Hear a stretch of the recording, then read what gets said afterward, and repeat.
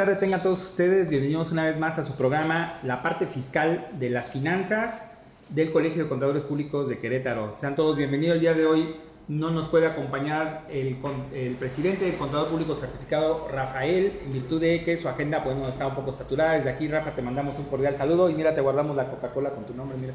Sí. Por acá anda. Ándele. Ay, a ver si me traes una. La localizamos. No era tan imposible. Señores, bienvenidos una vez más y vamos a continuar el día de hoy hablando un poco de la propuesta de reformas al Código Fiscal de la Federación. Es un análisis que hacemos un poco tanto tratando de ver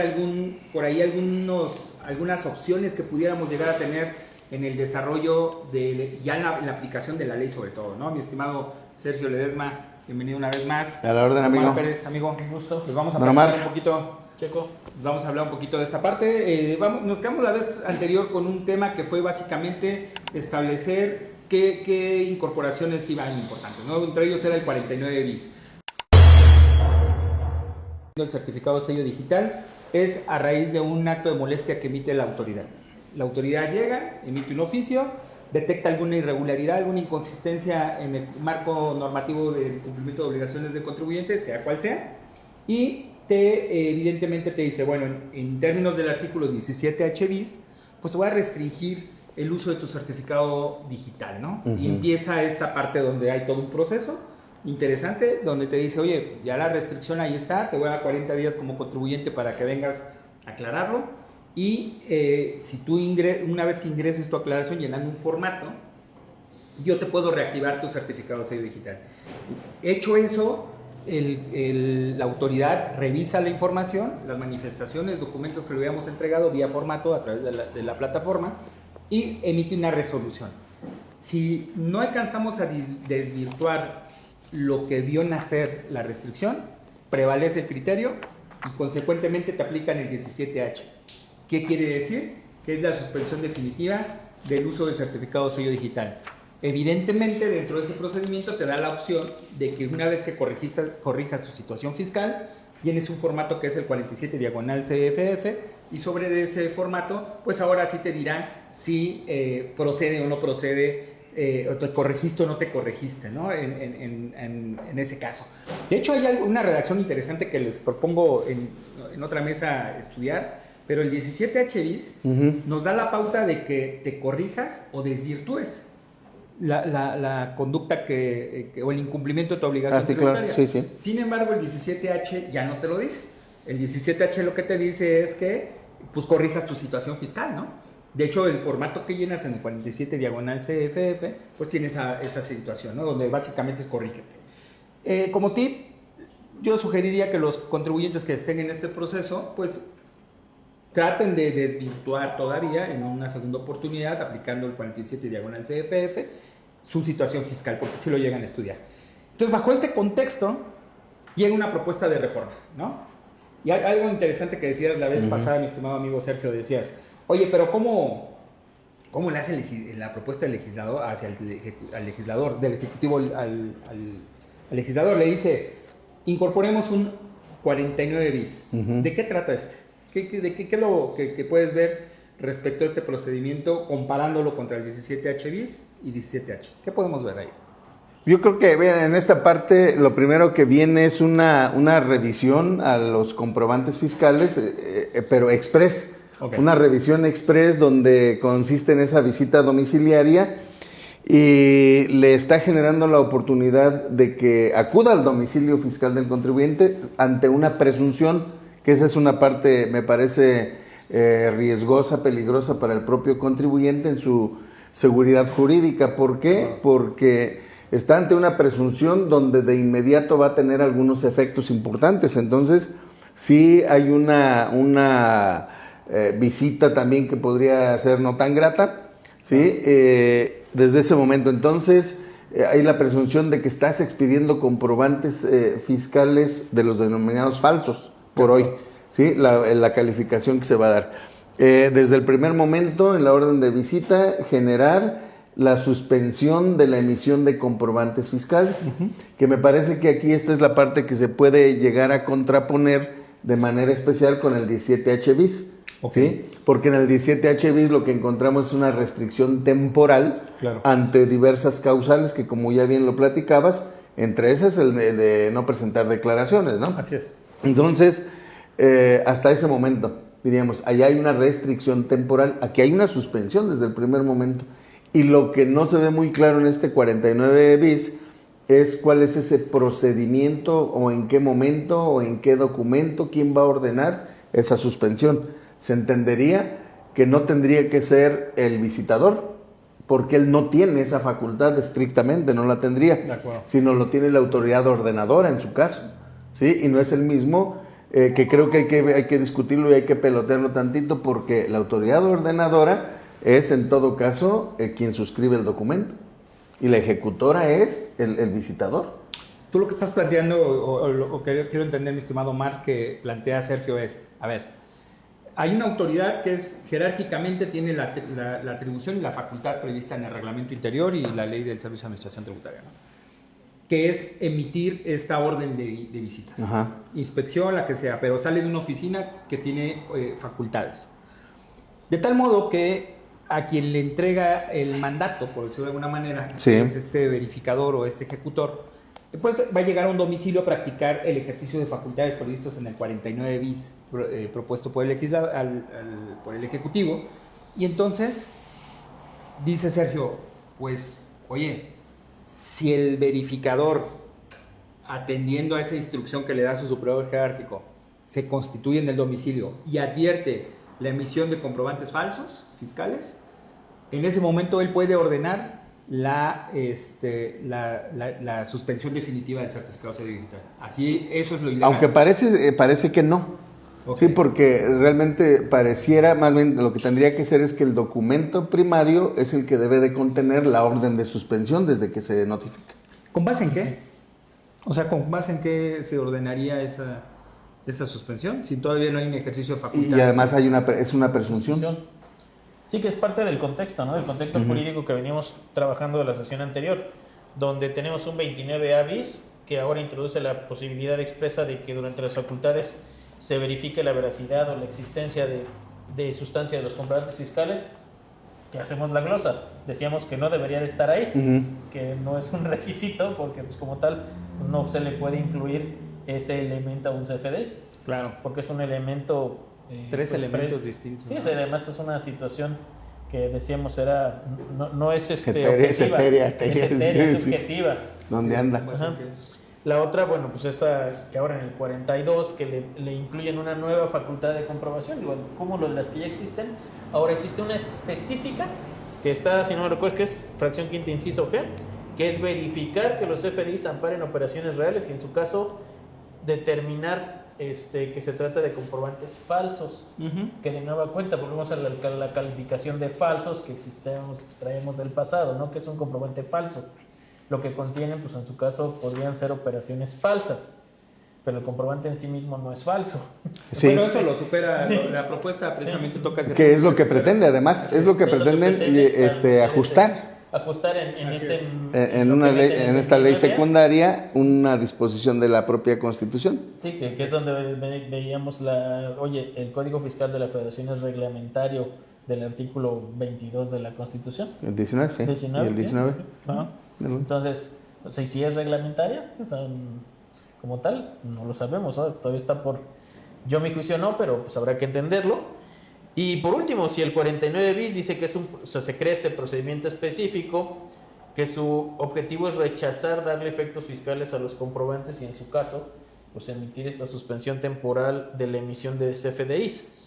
Y como bien lo mencionas, bueno, si ya tenemos un artículo específico que se dedica a analizar esa parte, claro, y regular esas situaciones, esta facultad adicional y que dentro del propio procedimiento se puede emitir una suspensión, ¿supera aquella? O sea, ¿supera las del 17? Esa es la yo creo que la supera porque está haciendo una disposición especial o específica. Bueno, es que ya las del 17 es específica. Es específica, pero finalmente está planteando un aspecto global o general, en mi opinión. No digo que sea del todo correcto, ¿no? Porque esto está haciendo con aquello. pero esto está regulado dentro de una facultad específica para la autoridad y enfocada de manera express justamente a la verificación de los comprobantes. Es que en el razonamiento que plantea la autoridad al momento de la propuesta de incorporar este 49 bis, tiene que ver precisamente de excluir dentro del catálogo del 17H bis esta figura que son falsos documentos fiscales. Es decir, recordemos un poquito, vámonos al programa anterior, si tienen dudas ahí échenle una vista, pero básicamente lo que veíamos en la propuesta del programa anterior es que van a modificar el 27 Código Fiscal de la Federación, 29A, y en el 29A, que era el que nos tendría que ocupar, incorporan requisitos que debe de cumplir un certificado, un CFDI. Ok, ya quedó claro ese punto, lo incorporan como requisitos del 29A.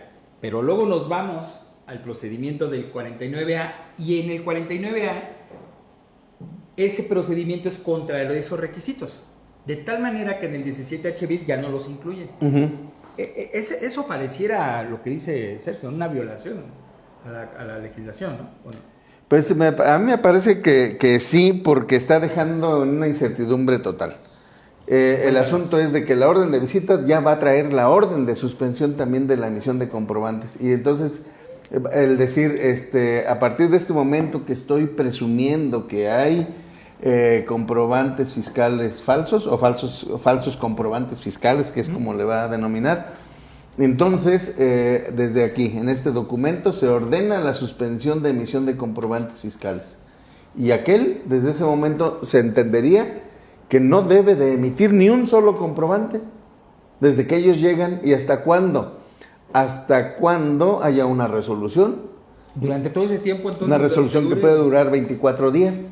Ok. Que dure 24 días y entonces un contribuyente, en ese estricto sentido, tendría 24 días en una suspensión de su actividad económica en realidad, porque no podría cobrar ninguna cantidad. Se hace a través del comprobante fiscal. Y entonces, ante una presunción, que es la parte peligrosa, en mi opinión. ¿Por qué? Porque finalmente la presunción, en este caso, si acepta prueba en contrario, porque puedo desvirtuarlo, entonces tendría que ser un tanto más expedito también esa verificación, ¿sí? Y no esperar precisamente una resolución hasta los 24 días, y que luego todavía le tenga que dejar al contribuyente en un riesgo de tener que acudir en un medio de defensa para poder, aún así, si el criterio administrativo no fuera suficiente, llegar hasta un criterio judicial. De acuerdo. ¿Sí? Entonces sería tortuoso, en mi opinión, también, que le llevaría muy, muy lejos. Yo creo que esta parte se tiene que analizar a la luz de la seguridad jurídica que le da o no al contribuyente. Pero fíjense que hay un tema muy interesante ahí con lo que acabas de tocar. A ver, si ustedes de repente uno de sus clientes tuviera esta necesidad de acudir a una asesoría porque les restringieron y después le cancelaron o le suspendieron definitivamente el certificado de sello digital, si quisieras interponer un juicio de amparo indirecto, es desechado de plano. Sí. ¿Por qué? Por la jurisprudencia emitida por la Suprema Corte de Justicia de la Nación, en la que resolvió en aquel momento que pues la interposición de un juicio de amparo indirecto en contra de esta suspensión definitiva aplicándote el 17H, pues no es procedente porque no es el último acto o resolución definitiva por parte de la autoridad. Tan es así que estudia el formato de 47 diagonal CFF, donde dice, todavía te queda una oportunidad de aclarar, no te deja en estado de indefensión, corrígete, te dice el criterio de la Suprema Corte. Dice, bajo esa tesitura, dice la Corte, no procede un juicio de amparo indirecto en contra de la aplicación o la determinación de la suspensión definitiva del certificado de sello digital. Se me ocurre, Sergio, que con esa dinámica pues tenemos un antecedente importante, ¿verdad? Sí. Sí, y aquí hay que retomar, porque bueno, todos los comentarios a donde creo que estamos enfilados es a decir, es que hoy existen dos métodos de suspensión. Uno, que lo tenemos allá en los 17 que todos conocemos. Que es la restricción temporal. Y ahora que los tendríamos en el 49 bis, ¿no? Que exacto, ahí ya sería una suspensión. Sí, y el Y bueno, del que se emitió jurisprudencia son los de los 17. Pero como antecedente está interesante. Sí, como antecedente. Sin embargo, ahí adelante, acá lo que habrá que entender es que si la suspensión viene en el mismo acto que ordena la visita, vamos a suponer, la visita domiciliaria, ordena la visita domiciliaria, el objeto es la verificación de la expedición de comprobantes, pues debe de venir fundado y motivado con estas reglas. Ahí, como bien dice Sergio, debería de traer incluido ya la restricción o la suspensión temporal para emitir CFDIs, porque quien lo debe ordenar es la autoridad competente y no el ejecutor. ¿Y cómo resolvemos esto que estás diciendo? Porque dices, oye, si ya te lo están ordenando, ¿cómo se corrige? Y la parte es, y no hay derecho de audiencia. Sí, que aunque en esta parte parecería que lo subsana en la propuesta, cuando le dan la oportunidad que en el momento, en el desarrollo de la misma revisión, lo pueda desvirtuar aportando pruebas. Dice entonces que lo puede hacer durante el transcurso de esta revisión especial. Claro. O al final, o sea, en el plazo en el que corresponda, en cualquier otro. Claro. Pero si lo hace de manera inmediata, yo procuraré desvirtuarlo y aportaré elementos suficientes ahí para desvirtuar, y en ese momento tendría que liberarse. Sin embargo, se deja al arbitrio, ¿sí?, de un ejecutor, ¿sí?, del visitador. Sí, que es donde yo quería llegar, Sí. porque si bien estamos diciendo que la orden de suspender tiene que venir de autoridad competente, pues la orden de levantar esa restricción también. Claro, y la calificación, Sí, incluso y la calificación la también. valoración de las pruebas, lo está dejando porque es en el transcurso y en la realización de la visita. Así es, y ya lo tenemos muy estudiado en el tema de visitas domiciliarias, que los visitadores no tienen facultades para valorar la información que les aporta el contribuyente. Bueno, la jurisprudencia sí citaba, con motivo de esa jurisprudencia donde acotaban la facultad del verificador, si mal no recuerdo, el artículo 46, en una visita domiciliaria, lo lee la autoridad, la corte, y declara esto. Dice, hey, no tiene facultades para valorar documentos. Sin embargo, ya se lo incorporaron en el 2021 Código Fiscal de la Federación, subsanando esa situación. Ahora el verificador, el quien practica la visita, sí tiene facultades. Pero me parece que el sentido de esa valoración tendría que ser, y donde no habría conflicto legal, en mi opinión también, es mientras te genere el beneficio. Si te genera el perjuicio, en ese momento realmente está afectando mi seguridad jurídica, porque sí está llegando a valorarlo en mi perjuicio. ¿Sí? Si lo valora no en mi beneficio, sino en la realidad, ¿sí?, y que califique el que eso está acorde a la norma, y entonces ponga palomita para liberar, en este caso, la generación de documentos, ¿de acuerdo? Sería absolutamente válido. En mi opinión, ¿dónde es y qué es el conflicto que incluso se planteaba? ¿Sí? Es cuando el visitador, ¿sí?, no valoraba o valoraba las pruebas, pero naturalmente si yo voy en un medio de defensa es porque es en mi perjuicio. Y lo que se estaba calificando en ese momento es ese perjuicio. La afectación que tienes, la afectación que tendría el contribuyente, derivado de lo que hizo el auditor. Así es. Por ejemplo, me llama mucho la atención la postura que tienes al respecto de decir, a ver, y también tú, Omar, cuando dicen, espérame, pero si el verificador es de quien se arroja la facultad, pues tienen que suceder dos cosas, ¿no? O reformas el reglamento interior del Servicio de Administración Tributaria donde le concedas esa facultad. Sí, y la facultad específica de valorar si los comprobantes fiscales, como lo redacta, son veracidad de existencia y sustancia, ¿no? ¿Cómo lo redacta ahora el 29 de edad, Sergio? ¿De los requisitos? De los requisitos. Ajá, que sea un acto verdadero, existente, y que el acto jurídico sea real. Y que sea real, exacto. Sí. Entonces le tienes que sumar esa facultad de forma específica. Sí. Pero, por ejemplo, ¿y qué medio de defensa puedes agotar? Vamos a la práctica, la aplicación de este artículo. Está el contribuyente, llega la autoridad, le inicia el procedimiento previsto en el artículo 49 bis, y entonces, ¿qué hace el contribuyente? ¿Se deja o hay alguna forma de que puede interponer algún medio de defensa? Yo creo que aquí la primera parte que se vería es ¿cuánto plazo tiene? ¿Lo va a desvirtuar en el momento o tiene 5 días para desvirtuarlo, para aportar pruebas?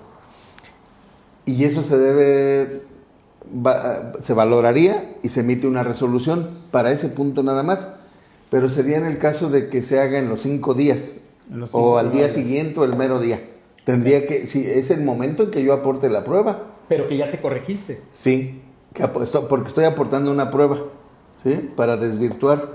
En ese momento la autoridad tendría que emitir una resolución. ¿Cuándo?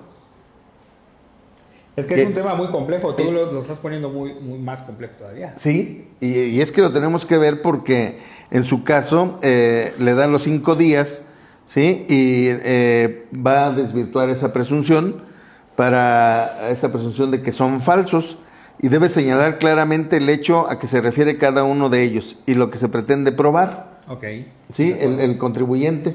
A ver, respecto de este punto, aquí están las pruebas para Quiero desvirtuar. demostrar esto. Sí, y los cuales se valorarán en la resolución que al efecto emita la autoridad fiscal. ¿Cuándo? ¿A partir de qué momento? Hasta los 24 días. Yo supongo que dice. Que parecería que tendría que ser a los 24 días, que es cuando deberá de concluir esta revisión. Pero si mis pruebas son suficientes para desvirtuar, Debería de ser así en el como momento. tan express es la visita, de la misma manera express tendría que ser la resolución. ¿Sí? El tema se me suena muy complejo por esta Sí, situación. y lo es, en mi opinión, porque, sí lo porque es. mira, como lo estás planteando, yo vería la siguiente situación. Vamos a suponer que 3 de mis CFDI son los que ocasionaron esta situación. Y los cancelo. Sí.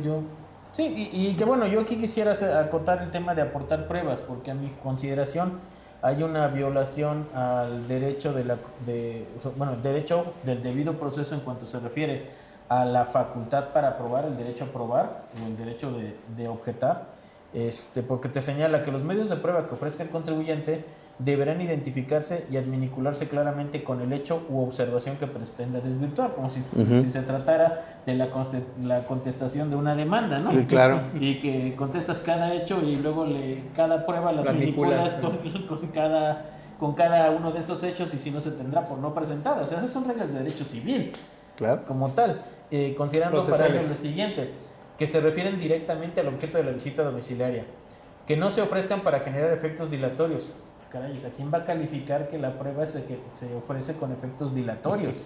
Aparte, ¿quién sale perjudicado de la práctica dilatoria? Yo Sí, mismo. Pues tú mismo, ¿no? Sí, o sea, Sí. ¿para qué? te digo que hay calificativos aquí que restringen tu derecho a probar, que no se hayan obtenido con violación a alguna disposición jurídica. ¿Cómo vas a aportar pruebas ilícitas dentro de un procedimiento administrativo? Vamos, si la prueba ilícita tiene una naturaleza penal. 264 Código Nacional de Procedimientos Penales. O sea, y hay reglas muy claras de cuál es la prueba ilícita, y que generalmente recaen sobre las actuaciones procesales de la autoridad. Por supuesto, cómo recuperó la prueba, ¿no? Sí. Pero bueno, Es que el asunto es aquí que estas disposiciones van en un sentido sin un análisis Sí. y con un objetivo claro nada más. Sí, o sea, que no hayan sido Corrígete. Sí. declaradas nulas en algún procedimiento jurisdiccional o instancia administrativa. O sea, que tus medios de prueba fueron declarados nulos en otro juicio. Sí. Y referías, por ejemplo, también en el asunto, y entonces cómo me defiendo ahí en ese primer momento, que de ahí partimos, ¿no? Sí, que no tienes ni derecho En a ese probar. momento no hay más que ni siquiera una revaloración por parte de la autoridad respecto del acto ni yo nada. sí quiero poner ese ejemplo. Imagínate ¿Por qué? que el que vio nacer el procedimiento fueron 3 facturas y las cancelas. Sí. ¿Ya te corregiste? ¿Está corregido?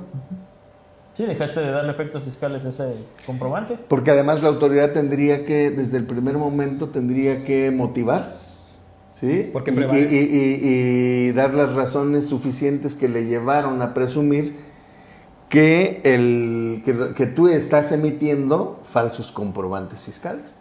Sí, que esa es la Primero, razón porque es el primer supuesto que debe darse.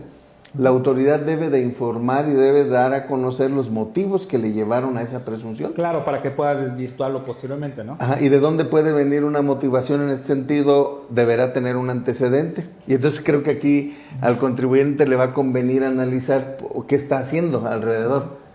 Evidentemente tendría que ser y poder vincularlo con el ejercicio de facultades hacia otro contribuyente, Claro. donde haya detectado que tenía un comprobante del otro con una operación inexistente y ya Falso. tendría un elemento. Tendría un elemento esta parte. Tendría un elemento. Entonces... ¿Y qué opinarían respecto de que hoy llegó la autoridad, ejerció esta facultad, ordena la suspensión definitiva para el uso de certificados del sello digital? ¿Qué probabilidades habría entonces de que proceda un amparo indirecto en contra de esa determinación? Ante una posible omisión legislativa en el procedimiento que conceda certeza, y lo comento desde esta óptica. La diferencia que existe entre el procedimiento del 17H bis contra el del 17H es abismal, porque en el 17H bis te permite que tú, entregando la información, la autoridad la reconsidere de momento y en un término de 24 horas, que mayormente no se cumple, te levanten la restricción y sigas operando. En tanto emita la resolución definitiva a la autoridad y te aplican el 17H. Pero ahí está bien claro el proceso. Tienes un 17H bis que te protege, que te permite levantar dentro de 24 horas este procedimiento, esta restricción, y a llegarte a elementos para que se estudien de fondo. Aquí no hay así, no está esta parte. No, son solamente las pruebas que aportas y se valoran y una resolución. Sí, pues de hecho lo dice de forma específica, que en estos casos no será aplicable el artículo 17H bis y la suspensión se mantendrá hasta en tanto la emisión de la resolución de este procedimiento. Y que dice, oye, te voy a emitir una orden de visita domiciliaria en el cual ya voy a señalar el motivo por el cual considero que los comprobantes fiscales por internet que emite el contribuyente son falsos. Claro. Es lo que dices, oye, ya debe de venir debe de cumplir con reglas de una visita domiciliaria. Una precalificación, básicamente. Debe de traer todos los elementos de una orden de visita, incluidas la precalificación de por qué. Te notifican, te van a dar 5 días para que aportes pruebas, y luego la autoridad tiene 15 días para emitir la resolución, que con eso se cumplen los 24 máximos que debe durar el procedimiento. Y entonces ahora sí, existe una resolución, y esa resolución pues tiene que ir a algún medio, o sea, le aplicará un medio de defensa. ¿Son de la idea de que me espero hasta el final o definitivamente puedo interponer el amparo indirecto por la solo aplicación de la norma? Es decir, ¿podríamos cuestionar su inconstitucionalidad de este artículo 49 bis o pura legalidad? Incluso yo diría en la inconstitucionalidad en esta parte también, porque me estarían privando, en realidad, me están privando de mis bienes, de ser posible, pero también de ciertos derechos y sobre todo violentando, yo creo que el artículo 5 de la Constitución, de una manera muy importante, porque me están vulnerando el desarrollo libre de mi actividad profesional o económica que tengo, ¿sí? Con esa limitación inmediata ante una presunción, ¿sí? Entonces yo sí lo vería ahí desde ese momento. Y la otra, primer acto de aplicación. Y ese sería el primer acto de aplicación también, pero podría haber uno segundo. Ok. ¿Sí? Podría haber un segundo. Ajá. Ya. Y luego el hecho es ¿cuándo se va a emitir esa resolución?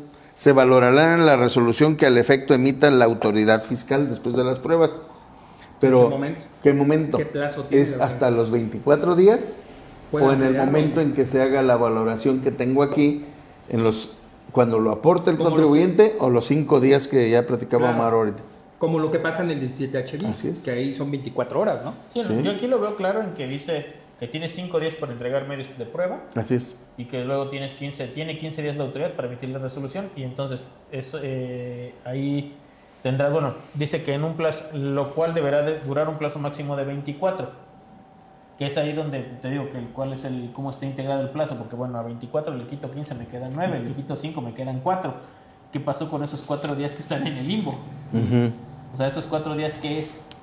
¿Esos 4 días es lo que durará la visita en el domicilio? ¿O esos 4 días se le suman a los 5 que tengo para contar finalmente pruebas? Se va a ir a los 24, porque vamos viendo las reglas. O sea, llega un día. Tienes 5 días. Y lleva 6. Y luego 15 para que te resuelvan, 20. Que sí está el plazo, ¿no? Está el plazo de los 15. Sí, ahí está. ¿Sí? 15 días, llevas 20 días, porque la autoridad tendrá un plazo de 15 días para resolver esa aportación de las pruebas. O sea, cuando menos son 20 días lo que tenemos ahí. 20 días. De afectación. Y son días hábiles.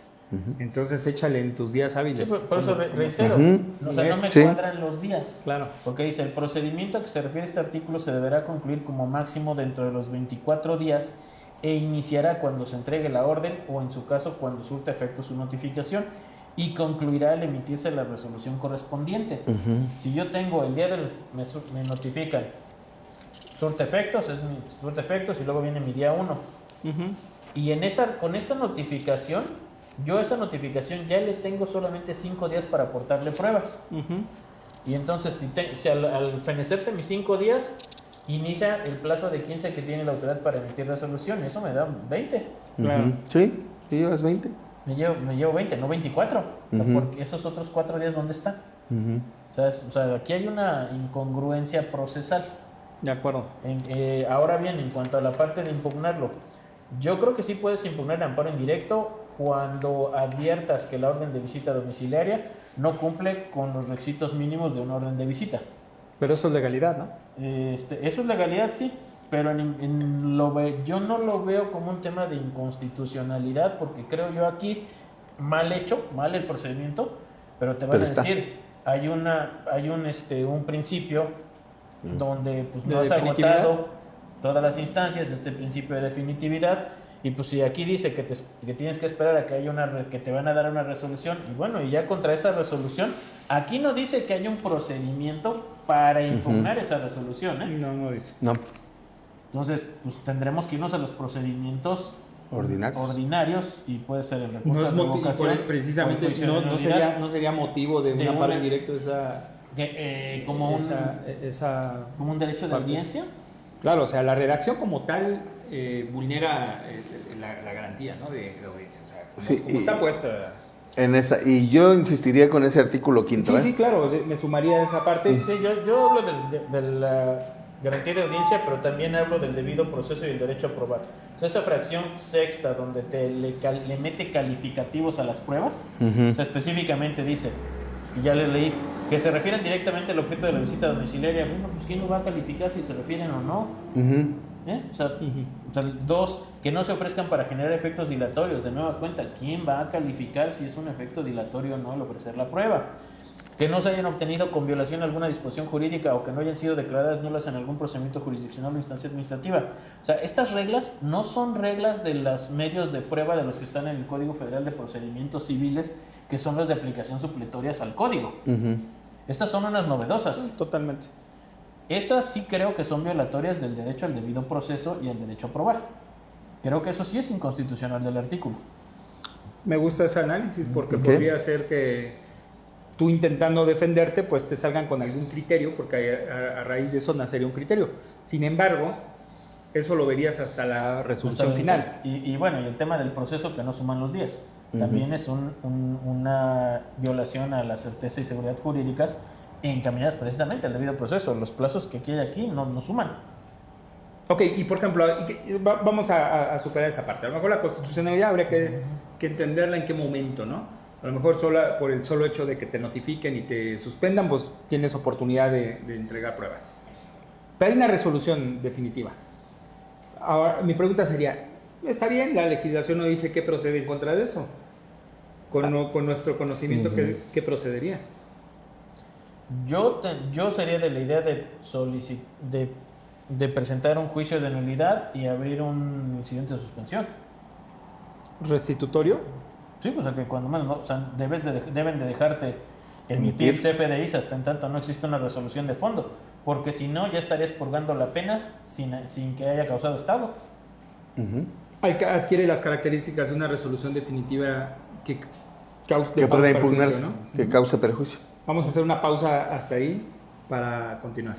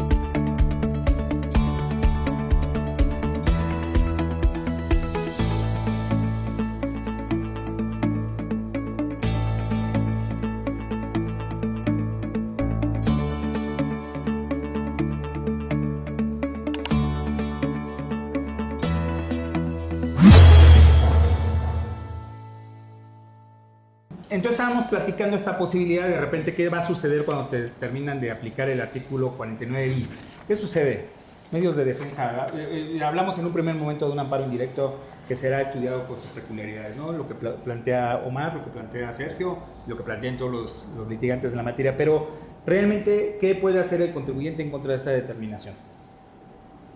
Hablamos procesalmente en cuanto a qué es lo que debe de atender. Ya tienes la resolución definitiva y prevalece el criterio de la autoridad en el 49 bis. Llegamos ya estamos en la resolución. En el definitiva. 24 días. De los 20 que son 24. 20 que son 24, que es el plazo máximo. Que es el plazo máximo, que por eso vemos dónde están esos 4 días. Exacto. ¿Qué hacemos? A mi consideración, el único medio de defensa efectivo que podrías implementar sería el juicio contencioso, iniciando las medidas cautelares para pedir la suspensión del acto reclamado y mantener la litis del procedimiento, porque si no, pues si el acto te mantiene suspendido, pues estás purgando la pena sin que exista una resolución firme. ¿Adquiere las características de resolución definitiva emanada por una autoridad fiscal que lesione la esfera jurídica del contribuyente para una demanda de nulidad? En mi opinión sí, porque está causando ya la afectación al contribuyente desde esta resolución. Si bien es cierto, no es determinante de un crédito fiscal, porque no lo es. No lo es. Pero sí hay la afectación directa y que puede ir en ese sentido. ¿Sí? Entonces, y no solamente para él, sino para terceros en un momento dado. Sí, porque habría que estudiar entonces en su defecto pues lo que dice el reglamento, la ley orgánica del Tribunal Federal de Justicia Administrativa en su artículo 3, que habla precisamente de esto, ¿no? Todo lo que te lesione en la esfera jurídica del gobernado, ¿no? Entonces sí, ok, coincidiría. No, incluso tiene efectos penales. Sí. Porque es lo que decía. Porque este mismo artículo ¿no? dice que pueden proceder, la Secretaría puede proceder penalmente. Y la parte importante es que ni siquiera lo está dejando de manera discrecional, sino que lo está dejando de una manera imperativa, diría, donde refiere que la Secretaría de Hacienda y Crédito Público procederá. Sí, o sea, ya no lo está dejando a que podrá presentar la querella o no, la presentará. ¿Sí? ¿Cómo dice? Vamos a ver qué es lo que dice exactamente. Dice, es la fracción 11ª. La Secretaría de Hacienda y Crédito Público procederá penalmente contra cualquier actividad relacionada con comprobantes fiscales declarados como falsos, en términos de lo dispuesto en el artículo 113 bis de este código. Pero resulta que el 113 bis, pues evidentemente, si lo observamos, en lo general la Secretaría de Hacienda y Crédito Público, para presentar la querella, en términos del 113 bis de manera original, es discrecional. Y necesitas un elemento que es el cuánto. Y necesitas ese elemento, pero además del elemento, necesitas que se dé la causa o el tipo que está en el 113 bis. ¿Sí? Y luego entonces, dándose el 113 bis, no necesitaría la mención aquí. Pero ¿no te da la impresión de que está, como bien lo dices, prejuzgando inclusive que ya existe el delito? Sí. Sí, claro. O sea, lo volvemos a leer si quieres, porque está interesante. La fracción primera lo dice.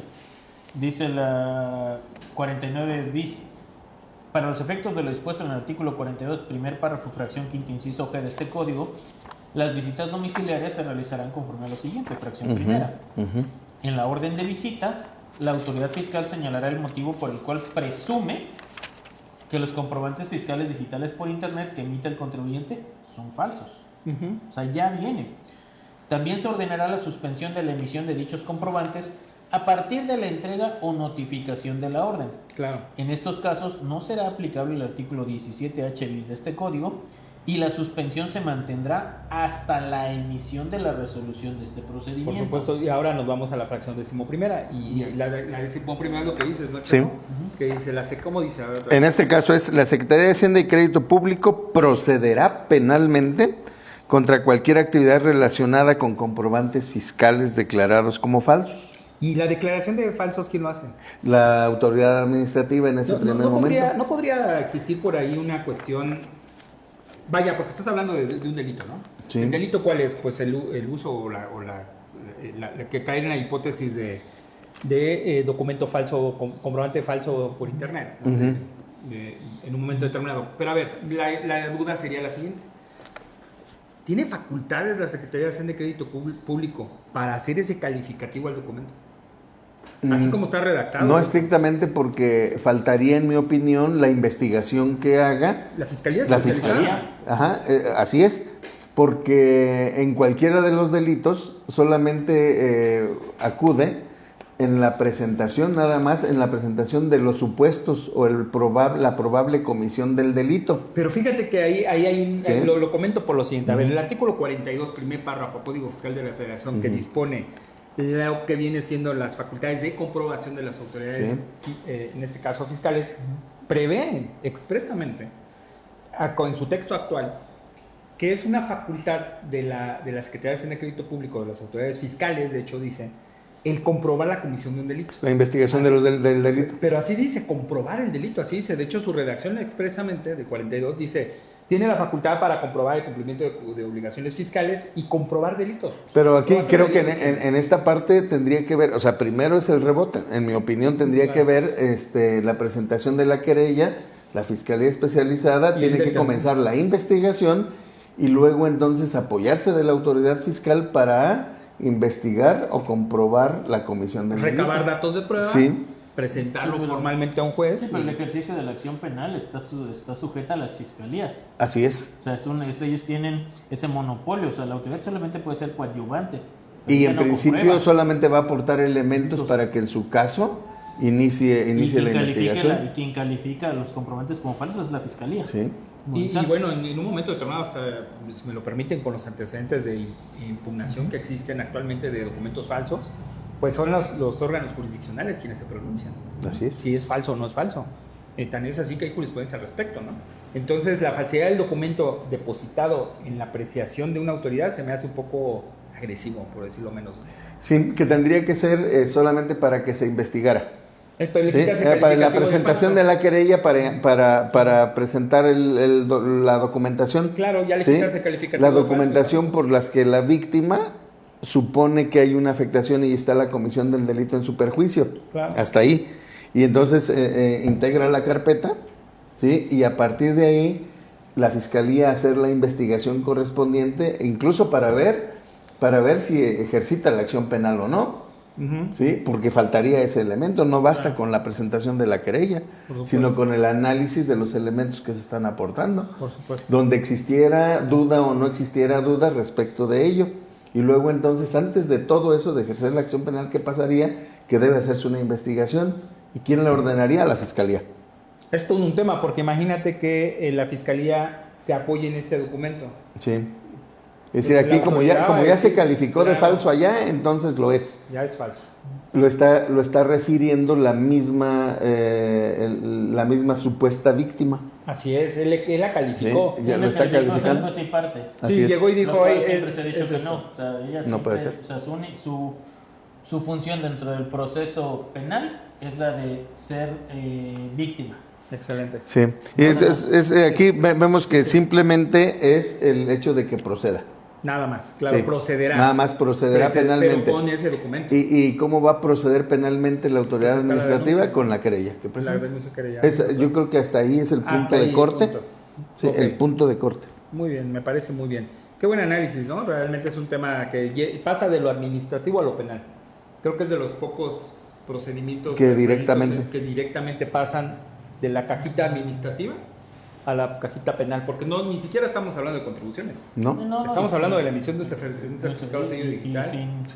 Y sin mucho sustento, ¿eh? O sea, claro. Sí, claro, está muy interesante. Y ahorita que vuelvo a leer la fracción primera, te entiendo el mensaje de si es sujeto de un amparo indirecto, cuando dice, en estos casos no será aplicable el 17H bis de este código y la suspensión se mantendrá hasta en tanto la emisión de la resolución de este procedimiento. Así es. Y aquí hay y ahora entiendo, o sea, la gran diferencia que hay con el procedimiento del 17H. Allá sí hay una audiencia previa y en 24 horas te pueden levantar la restricción y hasta después vendrá otra que lo siga calificando. No es definitiva como tal, porque todavía te dice, todavía tienes la oportunidad de corregirte. Claro. Y aquí no. Aquí dice que la suspensión se mantiene desde el día de la notificación hasta que se emita la resolución. Independiente que más abajo dice que te unos 5 días todo este rollo. Sí. Pero esta es emitir la resolución, este procedimiento es la de los 24 días. Claro. Entonces, si caes en este supuesto, yo creo que sí es procedente un amparo indirecto diciendo, oye, pues aquí hay una violación de todas estas reglas, que incluso en el otro procedimiento que se dedica a hacer lo mismo, los del 17H, en una interpretación pro persona, pues debería de haber aquí una audiencia precia, claro, una audiencia previa. Sí, claro. Me parece muy bien. Señores, el tema está genial. Vamos a dar por concluido esta intervención respecto del análisis del artículo 49 bis del Código Fiscal de la Federación. Sin lugar a dudas, el procedimiento, si es avalado por los legisladores, pues bueno, 2026 tendremos incorporada esta facultad y pues dicho sea de paso, pues lo recomendable sería empezar a entender cómo va a funcionar y nos tendremos que remitir precisamente al programa anterior, que son 29A con sus nuevos requisitos, cuidarlos dentro de nuestras empresas o con nuestros clientes, si es el caso queremos asesorías. Bueno, por el momento hacemos una pausa para continuar con un tema más respecto de la propuesta de reformas al Código Fiscal de la Federación. Gracias.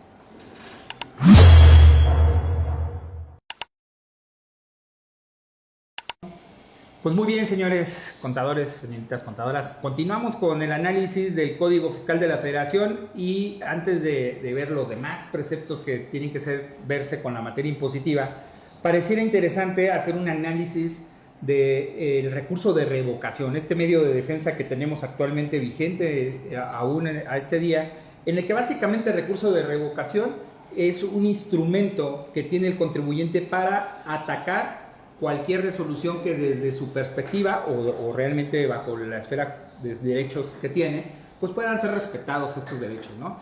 En la actualidad, ¿cómo funciona este recurso de revocación? Pues básicamente tiene dos peculiaridades. Una de ellas, y un trámite normal, es que de repente puede darse el caso que pues desconozcamos cuál es el origen de la cantidad que pretende la autoridad, y puede ser por muchos motivos, aunque ustedes no lo crean, actualmente siguen dándose los mismos motivos del desconocimiento del crédito fiscal. Por darles un ejemplo, de repente pues a lo mejor alguien en la oficina atendió a una multa, atendieron por ahí la aplicación de una multa, guardó el documento y no nos enteramos de su existencia hasta que llega el procedimiento administrativo de ejecución. Actualmente, como se regula el recurso de revocación, nos permite acudir a esta instancia administrativa, a este medio de defensa, pues aduciendo que desconocemos el crédito fiscal, el origen, a quién se lo notificaron, vaya, es un argumento bastante recurrente, más de lo que ustedes pueden llegar a imaginar.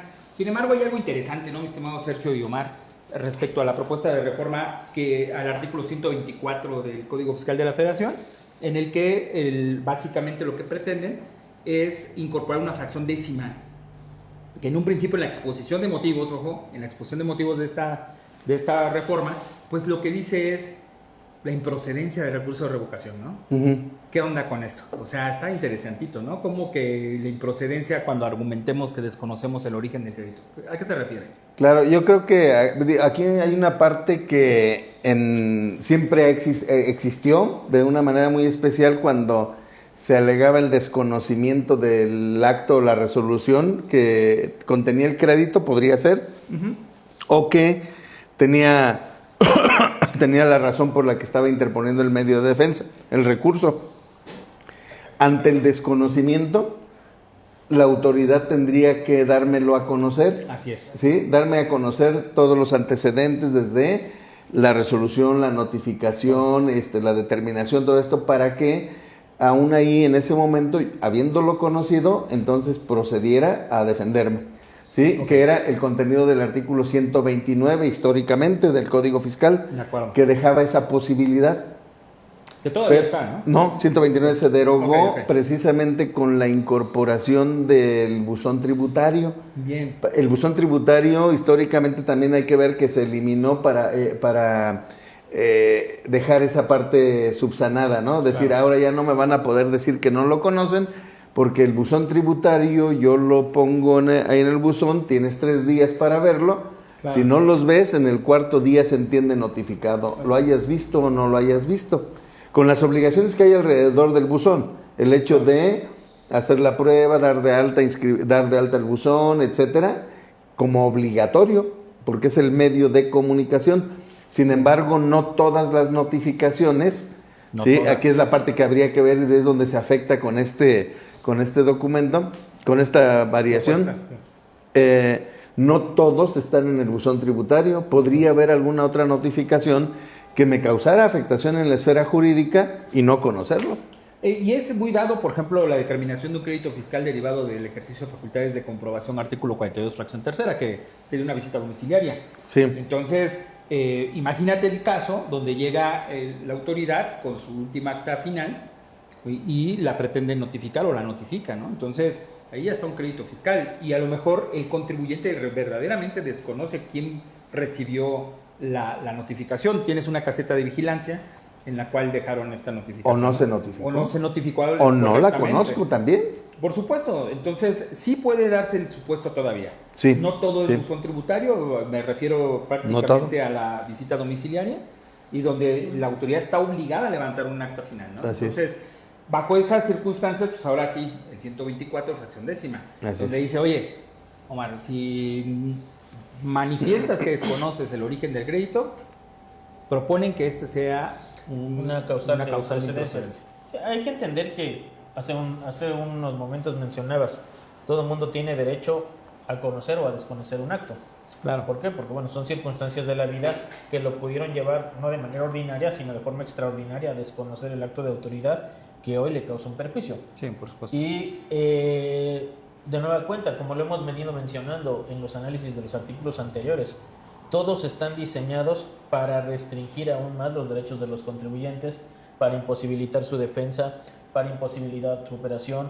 O sea, el objetivo es de qué manera pueden tener más y mejores herramientas que le puedan volver la vida caótica a un contribuyente, y en base a a ese caos que le generan de manera apropiada o inapropiada, dolosa o jurídicamente correcta, el contribuyente decida mejor pagar aunque no lo deba, pero poder seguir trabajando. Uh-huh.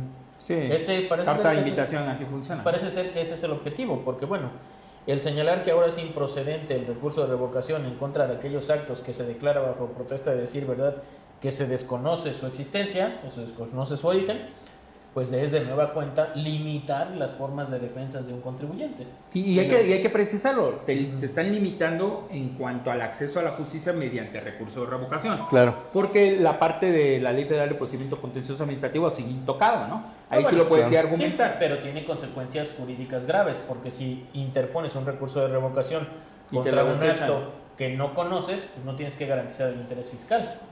Y El recurso de revocación, en el recurso claro. de revocación, y cuando menos en el recurso de revocación podrás tener algún conocimiento a partir de la respuesta que dé la autoridad a tu desconocimiento, y podrás tener alguna prueba al respecto. En cambio, si te dicen que no procede el recurso de revocación y que forzosamente tienes que ir al juicio de nulidad, pues en el juicio de nulidad vas a tener que garantizar el interés fiscal aun y cuando desconozcas el origen del crédito. Cierto.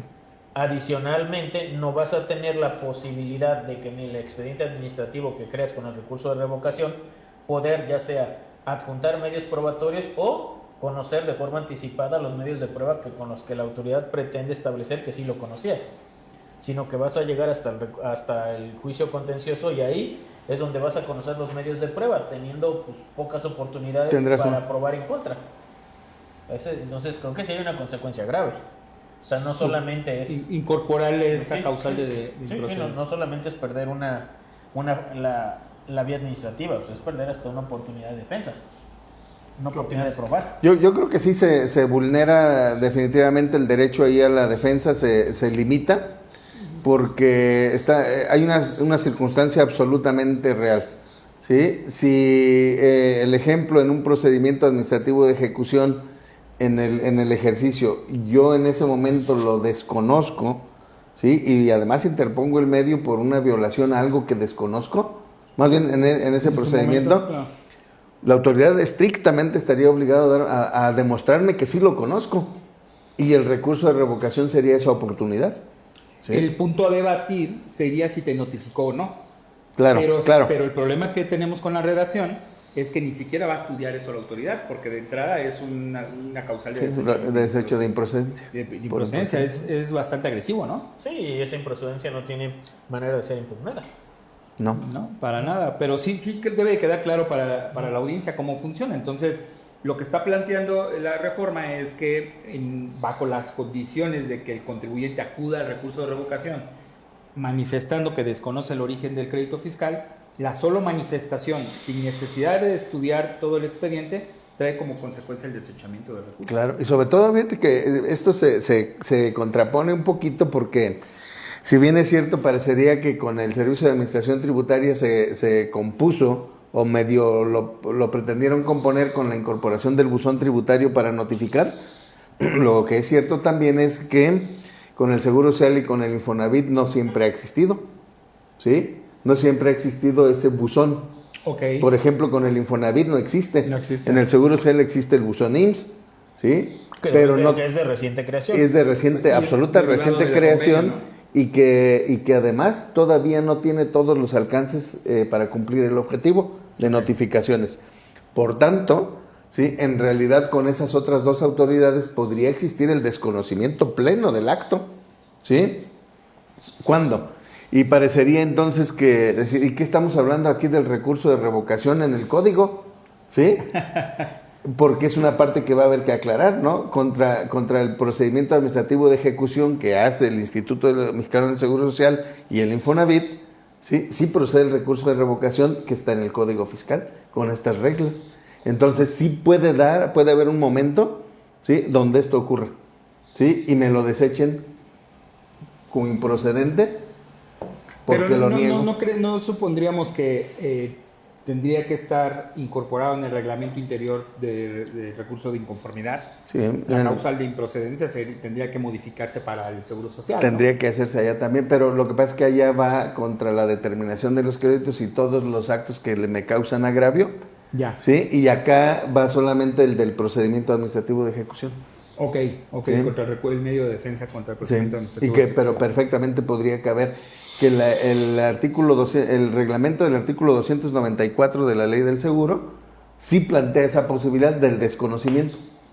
¿Sí? Plantea el procedimiento de decir, desconozco el acto, ¿sí? Y entonces la autoridad me lo tenga que dar a conocer para analizar desde la notificación y todo su contenido. Sí, claro, es un tema bastante interesante porque el hecho de que ya venga incorporado como una causal de improcedencia, pues nunca va a estudiar la autoridad y te va a demostrar que sí está bien hecho, ¿no? Claro. Y ya perdiste oportunidad del medio de defensa que estábamos hablando, que sería la demanda de nulidad. Cuando en ese momento si el hecho o el acto existe, si existe, la autoridad no debería tener mayor problema en notificarme cuál fue la razón por la que sí yo lo conozco y demostrarlo en el propio recurso de revocación. Ok. Sí, o sea, lo podría demostrar si existe, está. Entonces habría que calificar también los actos o resoluciones existentes o no existentes, ¿no? Por supuesto. Ahí lo que se deja entrever es que naturalmente lo que decía Omar es fundamental. Si con esta causal de desechamiento, pues la única opción que te queda es juicio contencioso, ¿no? Sí, y en mi consideración también el juicio contencioso tiene sus deficiencias. ¿Y cuál es? Cuando se trata de una demanda donde lo que estás en un principio planteando es el desconocimiento de los actos, bueno, es una demanda que tendrá muy seguramente una ampliación a la misma. ¿Cuándo? Cuando la autoridad, al contestar a la demanda, tiene que adjuntar los medios probatorios de la existencia y notificación del acto y esos elementos con los que le dio a conocer al contribuyente la resolución impugnada. Sin embargo, bueno, cuando le dan vista a los actores, pues los actores no vuelven a tener 30 días para ampliar la demanda. Claro. Tienen un periodo por mucho inferior, 15 días. Que es la mitad, y que entonces no te permite tampoco tener una defensa plena de tus derechos. ¿Por qué? Porque bueno, si de manera ordinaria son 30 días y yo no conocía de qué me iba a defender, bueno, pues si la ampliación a la demanda, cuando me dan a conocer de qué me voy a defender, pues debería ser también de 30 días. Claro. Pero no, me coartan mi derecho a hacer solamente la mitad del tiempo. Claro. Lo cual también creo que no es correcto. Creo que eso es una deficiencia de la Ley Federal de Procedimiento Contencioso, donde no hay una equidad procesal. Sí, porque mayormente cuando te dan a conocer la contestación de demanda y los elementos nuevos, pues te pasan las carpetas, ¿no? Y en 15 días estudiarlo es un poquito complicado, ¿no? Sí. Sí, no, Lo natural hubieran sido estos estos 30 días hábiles. Unos 30 días. Pero bueno, en ese apartado, ¿qué tenemos? Si llegara a aprobarse esta situación, Pues siguen ¿qué sumando. rescatamos a favor del contribuyente? Pues yo creo que nada, o sea, al contrario. O sea, ¿Y siguen esa demanda de sumando. nulidad, nada más? Desafortunadamente, lo que hemos ido analizando todas son medidas para restringir los medios de defensa del contribuyente, restringir sus medios probatorios, restringir los plazos, obviamente causar un estado de caos dentro de las organizaciones y que el pago de los impuestos se haga por imperativo y no porque en realidad los debas. O sea, porque imagínate tener, como dices, tener 24 días parada la empresa hábiles, hombre, es más de un mes. Ajá. Y aquí sobre todo que se estaría limitando y eliminando incluso en esta circunstancia una instancia. Una instancia, así Una es. instancia para el contribuyente, porque si bien podrías tener 3, ¿sí? Pues ya nomás te quedaron 2. ¿No? Claro. Sí. Eliminas una instancia que es una oportunidad de probar. Y que además, o sea, ahí en mi opinión también habría que observar, porque si las disposiciones, la norma, los procedimientos establecen que debe haber cuando menos esas 3 instancias, esto haría que me quedaran solamente 2. Solamente 2. Bueno, y en realidad no son instancias, lo digo como tal. Porque Bueno, el no, juicio de amparo porque es una no instancia. lo es. Así es. Sin embargo, bueno, para los efectos sí contarían los 3 momentos Claro, donde 3 me puedo momentos, defender. por supuesto, en los que puedes ejercer la defensa, que es recurso de revocación, demanda de nulidad y amparo directo, ¿no? Y me estaría eliminando 1, ¿sí? Sí, se volvería. Cuando existen elementos. Cuando existen elementos para demostrar Ahora, que yo no lo conozco. Pero Sería imagínate, inconstitucional una vía de esta naturaleza porque es uniinstancial. Así es. pero a ver, ¿y qué sucede si el Tribunal Federal de Justicia Administrativa, yo de repente digo, ¿sabes qué? Por estrategia no te conviene recurso de revocación porque te lo van a desechar, pero demanda de nulidad, juicio contencioso administrativo te da la razón y te dice, ¿sí?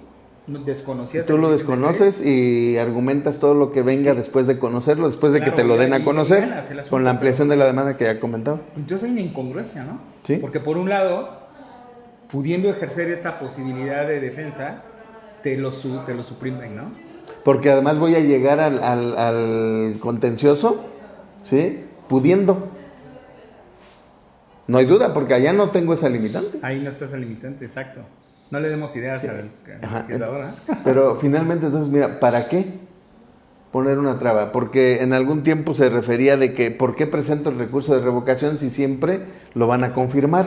Van a confirmar el acto, la resolución. Y lo confirmaban, yo creo que habría unas razones para no generar un antecedente en el aspecto administrativo. Claro. Para que después viniera la misma razón. ¿Sí? Claro. Pero creo que después fue cambiando un poquititito y que siempre llega a ser conveniente, no siempre, hacer el análisis de presentarlo para conocer el acto. Y un momento también importante para poder aportar ahí los elementos que existieran. Y bueno, fríamente luego precluyen algunos derechos ahí. Ok. ¿Sí? Está interesante porque Sí. vaya, al final del día inclusive, si bien es cierto que algunos instrumentos ante Prodecon no suspenden el procedimiento administrativo de ejecución que pueda derivar, pues como estrategia de repente puedes acudir a Prodecon para que se te dé información a través de una queja, ¿no? Sí, claro. Claro, y podría, ya conociendo formalmente la existencia de crédito fiscal o el acto de molestia, por los medios de defensa, y a lo mejor ahí te saltas ese argumento, ¿no? Pero Sí. vaya, sería ponerlo a consideración de los contribuyentes al momento que tengan que ejercer este derecho.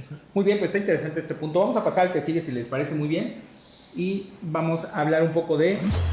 Pues continuamos con el análisis de las propuestas de reforma. Nada más retomo lo que decías hace unos minutos, mi estimado Omar, cuando veíamos las causales de desechamiento incorporadas al Código Fiscal de la Federación en el 121, donde dicen, oye, pues si manifiestas que desconoces el acto, desechamiento, causal de desechamiento. Pero decías algo interesante, Omar, decías, es que el interponer recurso de revocación te permite que lleves el proceso sin garantía del interés fiscal. Yo sugiero que analicemos con mucha calma el artículo 144 del Código Fiscal de la Federación reformado, porque en uno de sus apartados, en una de sus reformas muy sutil, que solo suprimen la idea central, dice lo siguiente. Este 144 pues básicamente nos dice que no se ejecutan las garantías cuando hay el procedimiento de ejecución. El procedimiento administrativo de ejecución te dice no se va a llevar a cabo ese procedimiento ni vas a garantizar cuando hayas interpuesto medios de defensa. Actualmente así dice así. Y que viene, o sea, era lo que decía Omar, hoy no tengo que garantizar, pero si entra esta reforma, vamos a entrar en este conflicto. Dice actualmente, como está redactado el Código Fiscal de la Federación, dice: cuando el contribuyente hubiera interpuesto en tiempo y forma el recurso de revocación establecido en este código o los recursos de inconformidad establecidos en los artículos 294 de la Ley del Seguro Social y 52 de la Ley del Instituto del Fondo Nacional de la Vivienda para los Trabajadores, no estará obligado a exhibir la garantía correspondiente, sino en su caso, hasta que sea resuelto cualquiera de los medios de defensa señalados en el presente artículo. Estamos hablando del 144. Sí. En la redacción propuesta por el Ejecutivo dice, nada más suprimen recurso de revocación. Dice así: cuando el contribuyente hubiera interpuesto en tiempo y forma los recursos de inconformidad y deja fuera al recurso de revocación. Y eso implica que si deja fuera el recurso de revocación, ahora sí tengas que garantizar el interés fiscal. Desde el primer momento. Sí. Desde el primer momento. ¿Qué opinan de eso? ¿Qué te puedo decir? Pues es una mancha más al tigre. O sea, si estamos buscando la manera de cómo coartar la posibilidad del contribuyente de defenderse, bueno, pues creo que ese era su último bastión, el de presentar un recurso de revocación buscando obtener en esa instancia la posibilidad de probar aún mejor sus elementos de sus excepciones, y al mismo tiempo no tener la carga económica de que garantizar el interés fiscal, sobre el cual en su momento entendemos no tiene él en su análisis razón de por qué pagarlo. Claro. O garantizarlo, que es el caso. O garantizarlo. Y bueno, y al final garantizar el interés fiscal es una carga que el contribuyente que se quiera defender ahora pues la va a tener que asumir. Sí, porque actualmente, como está redactado, no tienes que garantizar si optas por recurso de revocación. Así es. No tienes por qué garantizar. Con este texto, el 144, y esa suprimen esta parte, pues bueno, es evidente que si optas por recurso de revocación, pues tendrás que garantizar. Y tú tienes un comentario interesante respecto a las garantías del 141, ¿no? Que también se están reformando. Sí, pero finalmente yo creo que, todavía aquí con este recurso de revocación es el hecho de darle una facilidad al contribuyente, tomando en consideración que en sí el recurso de revocación es una revisión de los propios actos de la autoridad administrativa. Entonces, particularmente su naturaleza sería no requerir esa garantía porque apenas estamos revisando los actos de ambos. ¿Sí? Y entonces, ¿cómo voy a garantizar algo respecto de una revisión entre nosotros? Estamos ante la autocomposición, o sea, es una autocomposición de uno o del otro. Claro, vamos a negociar, o sea, vamos a analizar mi caso. Sí. ¿Y por qué razón tendría que garantizar? Y es tanto como que la autoridad va a decir, lo reviso mis propios actos, pero garantiza. Garantiza. Y entonces, ¿qué van a hacer algunas personas? O lo van a pagar e impugnar a la vez, que sería válido, ¿no?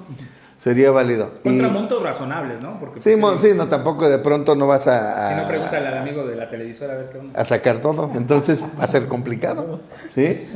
Aquí, en ese punto, entonces, es quitar la referencia en esta parte de las garantías al recurso de revocación.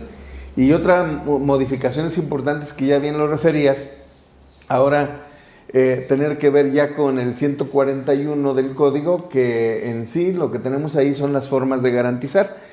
Creo que es importante que cuando los contribuyentes, y lo tomen en consideración, cuando el contribuyente solicite la suspensión del procedimiento administrativo de ejecución, no se olviden de garantizar. Claro. Sí, porque a veces se comete el error de solicitar la suspensión, pero no garantizo. Cuando estás en juicio contencioso. O en el contencioso, o incluso en algún pago diferido, en parcialidades, o con prórroga, o alguna otra situación, donde solicito la suspensión, pero no garantizo, y entonces rapidito está ahí. Te lo niegan, ¿sí? ¿verdad? Y con el 141, ese es el alcance donde se modifica y se quita la posibilidad de que dentro de las garantías que puedo dejar esté el depósito en dinero. Okay. Cuando el dinero por sí pues es lo más líquido que existe respecto de una garantía. Pero estaríamos de acuerdo que pues a lo mejor no lo podías cobrar hasta que no se resolviera. Pues sí, porque sigue siendo una garantía, o sea, no pueden disponer de él, pero finalmente es una cantidad de dinero. Claro, y es rápido de liquidar. Sí, que ahí siempre cuando decían, oye, bueno, tengo el dinero para garantizar, dices, no, pues mejor págalo. Porque no. la garantía tienes que seguir incrementándole los recargos cada año. Claro. Sí, y si lo pagas, si no. lo pagas ya, y se acabó de momento el problema, y el día de mañana que se tenga una resolución positiva recuperarás ese importe con algún extra. Con actualizaciones. Y nada ¿no? más. Sí, claro. Pero la estructura del 141 está bastante interesante, porque Sí. cuando lo comparamos en su redacción contra la redacción actual contra la que propusieron, pues ahí nos deja ver que pues, la autoridad va por una prelación, ¿no? Sí. Va por una prelación de garantías. Anteriormente tenías que tú podías optar por cualquiera de las formas de garantizar el interés fiscal. Actualmente con la propuesta, pues no. Y que lleva un orden. Que lleva un orden. Bien dices, porque antes refería cómo los contribuyentes podrán garantizar el interés fiscal, etcétera, etcétera, etcétera. Pero vemos que solamente lo refiere, aquí hay que recordar, que lo refiere a los supuestos del artículo 74. Sí. En principio, ¿dónde voy a garantizar? Cuando normalmente estoy solicitando la disminución de las multas, ¿sí? O la condonación hasta del 100% de las multas, donde tengo que garantizar. Y luego el 142 con estos créditos y la suspensión. Así es. Pero anteriormente o hasta hoy refiere en alguna de las formas siguientes. ¿Y tú seleccionabas? Tú eliges. Así es. Tú Tú como eliges. contribuyente seleccionabas cuál. Que es diferente, es yo elijo para garantizar. La autoridad tendría que seguir ese mismo orden para garantizarse. Sí, que ya es otro momento, ¿no? Pero resulta que hoy con este 141 ya no es que se dé en alguna de las formas siguientes, sino en el orden obligatorio siguiente. Y lo primero es billete de depósito. Sí, el billete de depósito que implica un trámite ante una institución. Y luego el otro punto, ¿no? Refiere ante la institución autorizada. ¿Quién? ¿Quién autoriza a esa institución o cuáles son? Bueno, en la exposición de motivos habría que echarle una leidita, pero está bien interesante que querían. menciona al Banco. Por hoy se quiere que sea el único. O sea, Sí, ahí no, dice. y en la habría que exposición de entender motivos. que el Banco del Bienestar, cuando que quieres hacer, que es el que se utiliza para depositar las fianzas en tribunales del Poder Judicial, solamente reciben el dinero en efectivo. Ujú. Entonces, ¿cómo les vas a llevar 3 millones de pesos del depósito en efectivo, no? O sea, es hasta contrario a la Ley Federal de Prevención del Lavado de Dinero, andar moviendo esas cantidades. Claro. Habría que ver las reglas que van a salir de ahí, ¿no? Sí. Pero bueno, en el orden que proponen, pues está el billete de depósito, carta de crédito emitida ¿Por la quién? institución. Así es, por la carta de crédito, por la institución que no estaba planteada, hasta hoy no está planteada la carta de crédito.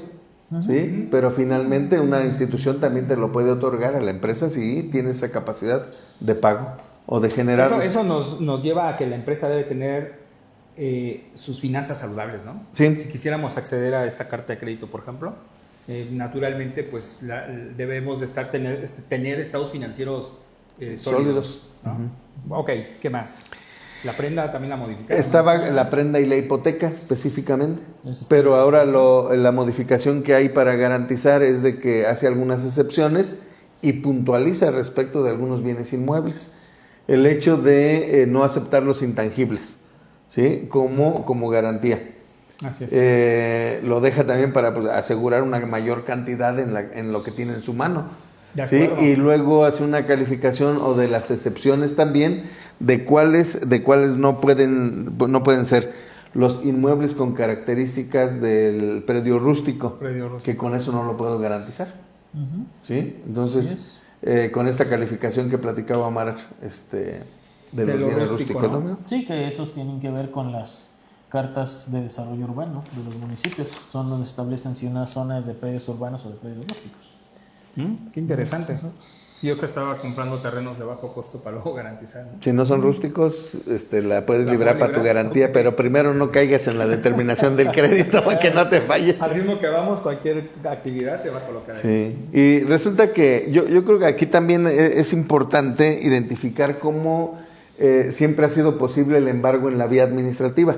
Y realmente en la vía administrativa es, tú propones, ¿sí? Tú propones. Y en esa propuesta de lo que estoy garantizando, entonces está incorporando la posibilidad de que yo deje como garantía la negociación. ¿Sí? Ok. La negociación, aunque normalmente, veamos aquí hay una diferencia importante porque el 157 del código establece los bienes que no son susceptibles de embargo. De acuerdo. ¿sí? Y entonces allá refiere que la maquinaria, los equipos necesarios para la realización de las actividades, a menos de que se haga conjuntamente con la negociación, ¿sí? Entonces eso lo hace allá en el procedimiento administrativo de ejecución, 157, para exceptuarlos, ¿sí? Claro. La maquinaria. Pero aquí estoy hablando ahora ya de la amplitud del embargo de la negociación por sí. Ni siquiera es el embargo o la intervención a la caja, ¿no? que habría que ver que el embargo a la negociación implicaría una intervención a la administración. Que es lo complejo de esta reforma, tiene que ver que estamos hablando del capítulo 141, estamos hablando del derecho que tiene el contribuyente de garantizar el interés fiscal. Sí, y en porque este me voy a pelear, ¿no? Sí, Voy a impugnar. Y en este caso lo estoy haciendo yo. Así es. Y yo creo que habría que observar que aquí cuando pongo como en el embargo en la vía administrativa de la propia negociación, ¿sí? Por sí, es una simple garantía que estoy teniendo ahí.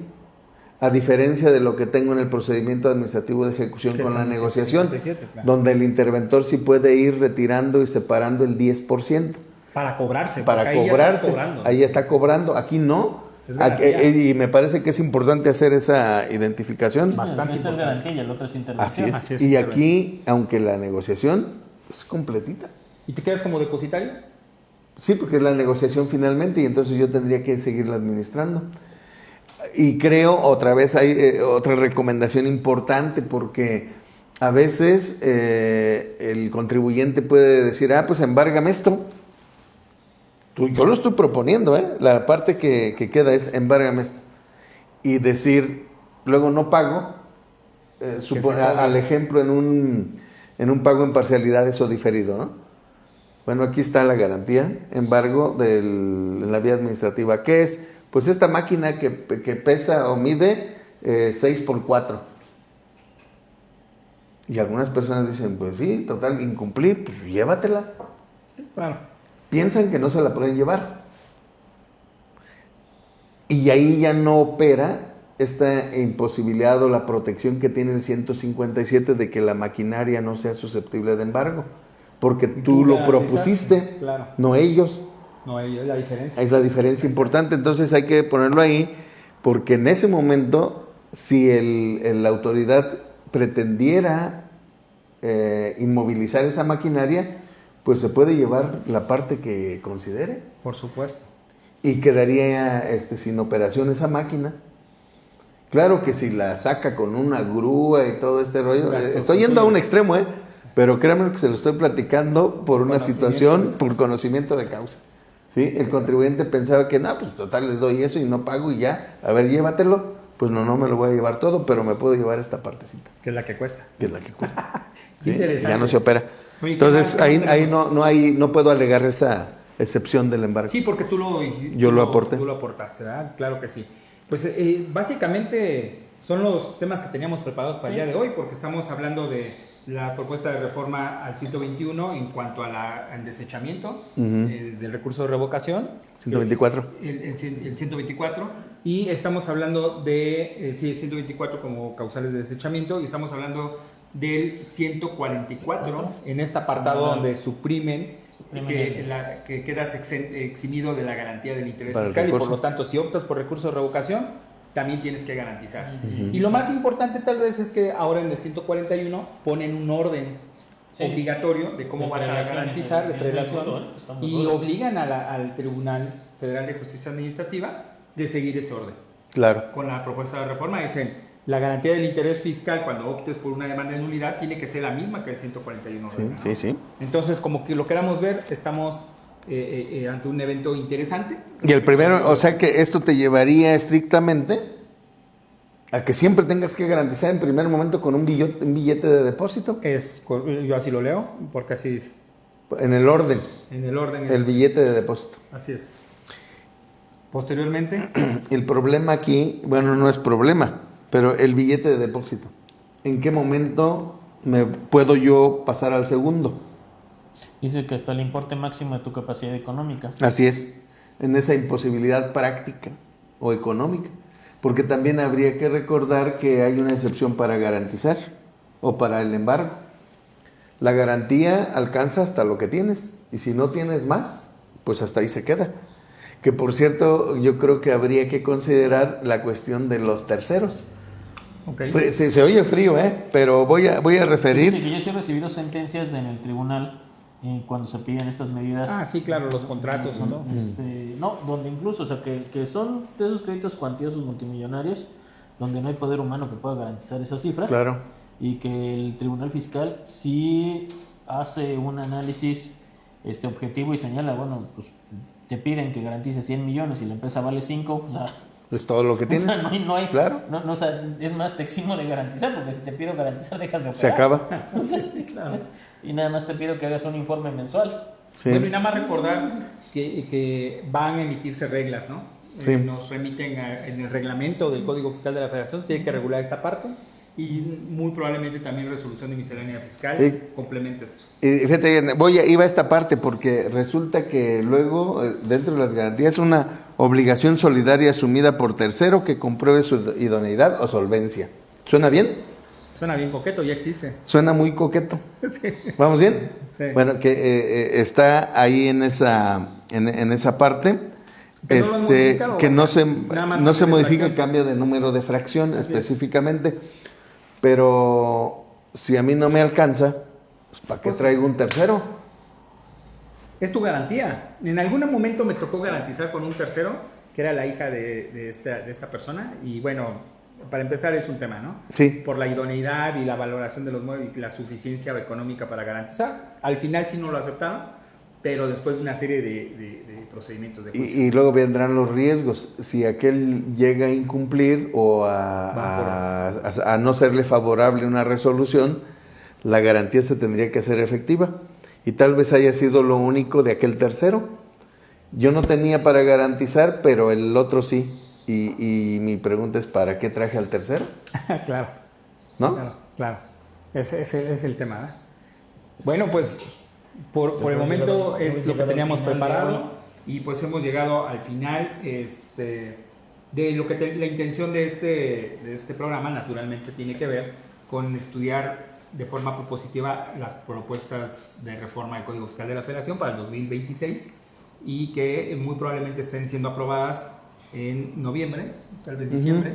15 de noviembre. 15 de noviembre, para que estemos al pendiente y al tanto y muy probablemente sigamos aportando este tipo de contenido. ¿Les parece bien? Bien, amigo. Pues muy bien, señores. Pues qué gusto, mi estimado A la orden. Checo. A la orden. Gracias a ustedes. Y a nombre Un gusto, don Omar.